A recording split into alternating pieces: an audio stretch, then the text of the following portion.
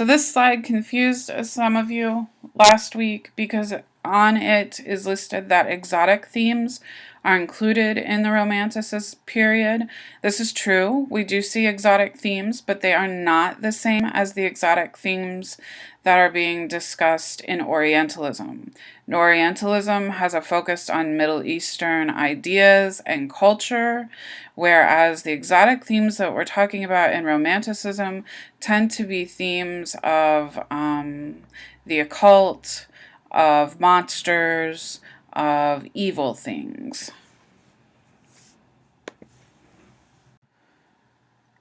I didn't talk to you about Goya last week, I don't think. He's a very important artist in Spain because he is the royal painter for the court of Madrid. He does have to share his spotlight or his title with a few other painters at the time, but he does the main work of portraiture for them. He also drafts what they call cartoons, or they were basically drawings or designs for tapestries that would be hung in the court. But what we're going to look of his is his romantic paintings and one of his illustrations from Los Caprichos. So, Los Caprichos, well, we'll talk about that when we get to Los Caprichos, but one of the things that was really interesting about Goya is that he ended up going deaf, and we think that was because he had syphilis. During the time that he goes deaf, he produces some really haunting paintings. We don't know if that had to do with the fact that he was losing his hearing, or if it was more about political unrest that was going on in Spain. Remember, Spain is right next to France, and politically and historically, they end up following in the same turmoil that France has. So this is Goya's Los Caprichos. It is only one of the prints from the series. Los Caprichos was a series of prints. I think there were probably 50 or more. It had 3 sections in the book that was produced, and the first section was a little less focused on the occult. The middle section was more focused on the occult, and the third section was a combination of both the occult and earthly themes. This piece was actually the front runner or the face piece for the book. And you can see it's called The Sleep of Reason Produces Monsters. It is a political statement about what's going on in Spain at the current time. Like I said, they follow in France's direction. And he's talking about the Enlightenment in here. The man that sits, the central figure, he's dreaming. And he's an Enlightenment believer. And you can see that the monsters are flowing around behind him, and it's somewhat like his dream world is coming to life. This is what they call an aquatint etching. It's done by preparing the plate with something called a ground, which is like a clay, and then you put the aquatint in an acid bath, and it eats away at the ground. And so you can also put grain on the plate, and it will create a texture for you. This painting is one of Goya's most famous paintings. It's called The 3rd of May. And what happened is that he is depicting an event that happened on May 2nd. Napoleon's soldiers come into Spain, and they're getting ready to attack. And this militia of Spanish people who are trying to protect their town go out to one of the roads on the outskirts of town and meet Napoleon's troops. You can see that Napoleon's troops are all armed, but yet we don't see any of their faces. And then you can see that the Spanish troop has one central figure who is standing or kneeling upright with his arms stretched out wide. That is intentional. The figure actually mimics the idea of the crucifix. he is likening the Spanish militia person to Jesus hanging on the cross. You can see that the main light shines off of the central figure, and the church is present in the background, which is definitely intentional. He's the only one that's not fully standing and not completely on the ground. He's kneeling, which also adds to the idea of martyrdom. You can see that the bloodiest depiction is closest to the audience. The first, or the figures that are laying down on the crown that have been slain are the ones that we see first because they're closest to the canvas or to the picture frame. Goya intentionally doesn't give the French soldiers faces because he is trying to dehumanize them. Now, is it likely that the Spanish group went out to the outskirts of town to meet these soldiers without any weaponry at all? Probably very unlikely. And so this is really the crux of what Romanticism is all about. It's the idea that the artist is depicting something through rose-colored glasses. He's depicting a scene which is very one-sided. He's romanticizing the Spanish soldier's plight. He's romanticizing the way that the Spanish soldiers met the French soldiers and kept them from going into town. And it's basically that the Spanish soldiers didn't succeed, and so they ended up being martyrs, and the French soldiers marched on into town. Let's look at some romantic paintings so that you can kind of cement that idea further into what Romanticism is.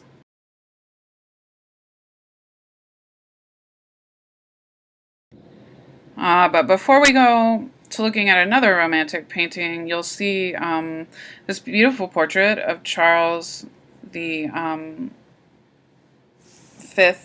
Fourth's family by Goya.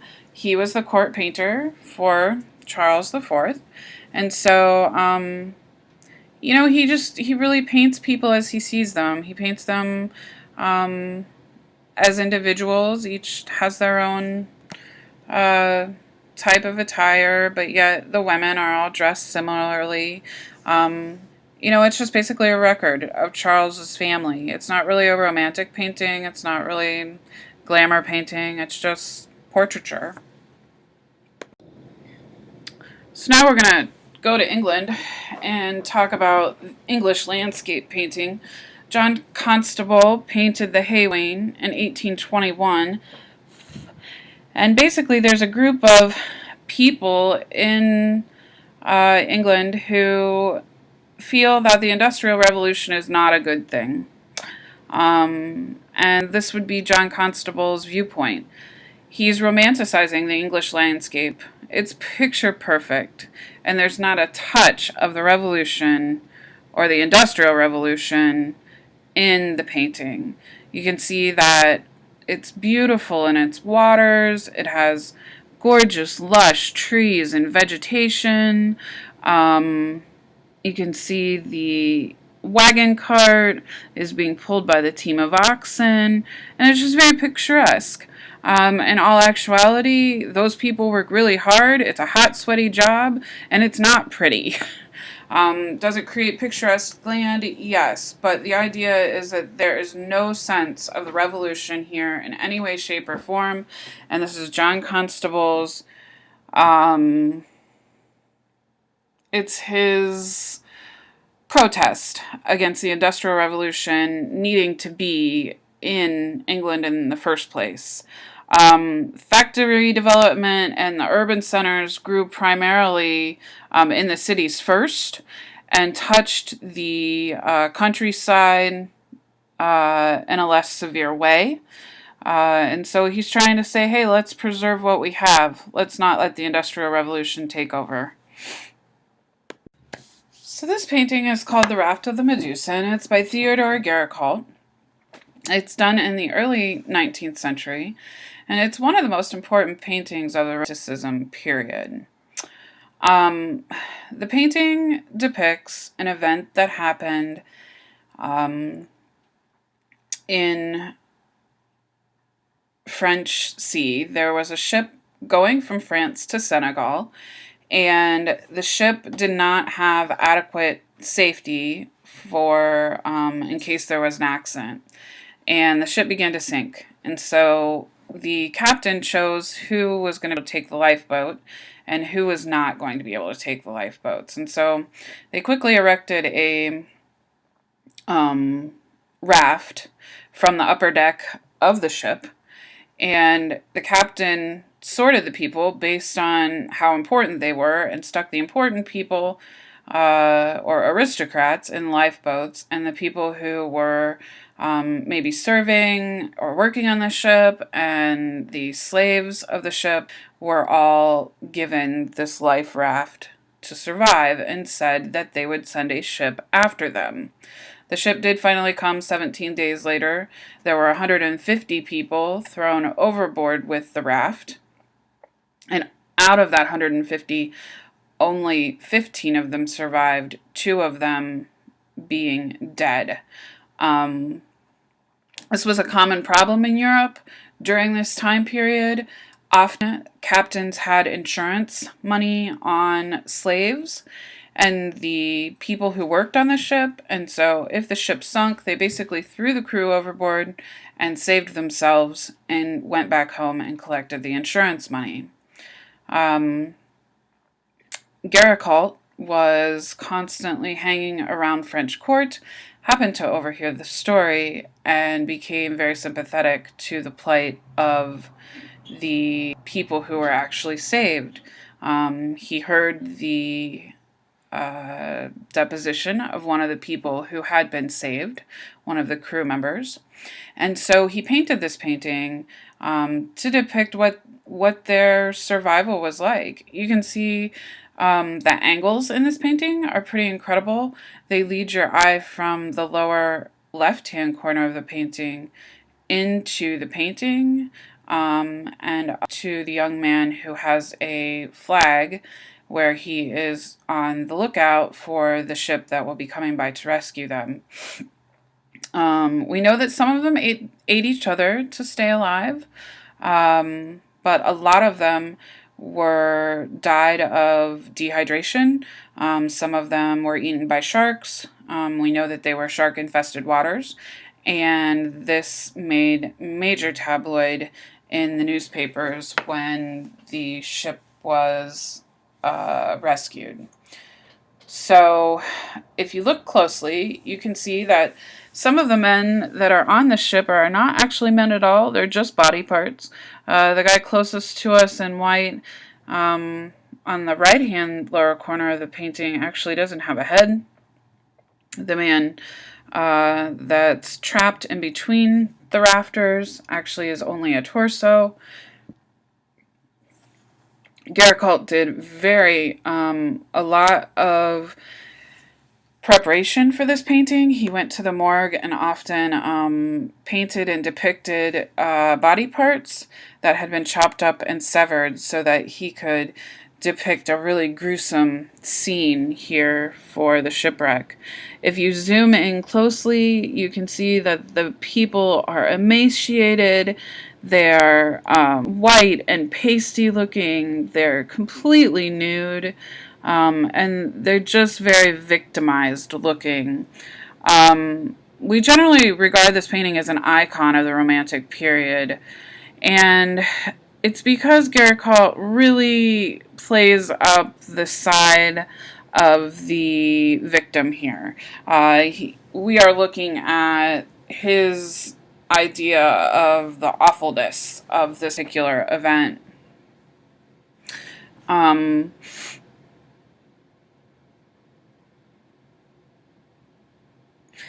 The painting was actually exhibited in the Salon in 1819, and it ended up being a painting that was a symbol for abolition. You can see that the chiaroscuro really pronounced on the figures that are in the front to show the turning of the bodies and to show the emaciation of the bodies. The one man in the front, the first and foremost man, is in mourning because his son has passed away and he's holding on to him.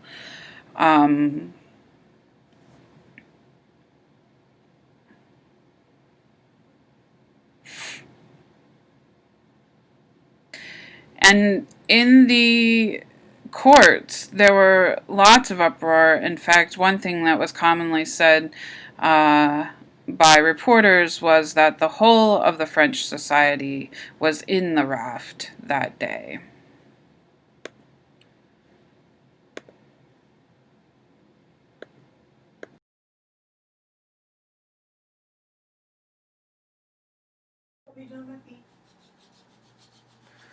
So this is Turner's The Slave Ship. And as you read in the earlier slide, Turner is an abolitionist. He feels that slavery is wrong. And he sells this particular painting to an abolitionist group, and it becomes the face of the group's campaign. If you blow up the image, or you look at the image in your book so that you can get a closer perspective of the image, there's a really interesting story behind the painting. So here's what's happened. There's a ship here, and it's sinking, like many slave ships did. The ships that were carrying the slaves sometimes were too heavy because there were too much cargo in them. There were lots of reasons why they sank, but the journey from Europe to America was lengthy, and I think something like 75% of the ships that ventured out with slave cargo ended up sinking. At any rate, like a typical situation happened, the slaves were tossed overboard because the ship was sinking in order for the crew to collect the insurance money for the crew. You can see, if you look really closely, the bodies that are floating at the front of the canvas. They are in shark-infested waters, and so the sharks are eating the people that have been tossed over. And you know that they are slaves because Turner paints shackles floating at the top of the water. This is Romanticism at its height. Like I said before, Turner has kind of a loose screw, and he wants to be able to capture the feeling of the sublime, and he wants to be able to paint it. And so it's a kind of interesting perspective to be able to paint something that is a physical feeling. So like to be able to paint hot or to be able to paint cold, to be able to paint what it feels like to be strapped to the prow of a ship in a hurricane is a very interesting way or solution to figure out how to translate that into paint. The sky is somewhat symbolic because you see the light shining through. That's the symbol of the slaves going to heaven. And you can see the blood orange used. That's symbolizing the tragedy that's happened. The other thing is that this is very romanticized because if you think about it, slave shackles were made of steel. Steel does not float, but Turner paints them floating on the top of the water so that you can recount how many lives had been lost by the tossing overboard of the cargo. Turner uses a beautiful combination of blue, orange, and yellow in this painting. And it kind of has this interesting dissipation into the background. So Turner also believes highly in the sublime. The sublime is the idea that there are forces greater than oneself in the world, and that there's no way to control the sublime, only to experience it.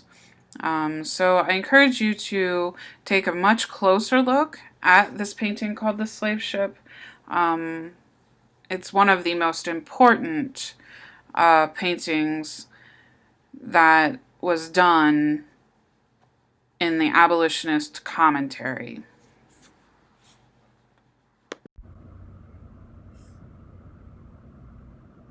So this is Thomas Cole's The Oxbow. Romanticism takes an interesting turn in Thomas Cole's The Oxbow. It draws some parallels to the Hay Wain. The idea that Nature is ideal. Nature is sublime. Nature is beautiful. Nature is romanticized. Thomas Cole represents nature as being the sublime. You can see that in the forefront of the picture plane, you get this gnarled, half-grown, broken tree and this lush landscape behind it. The landscape has an edgy feel. It has an unkept feel. It's not coiffed and manicured the way the gardens typically are when you paint them. And so you get this parallel to the sublime in nature.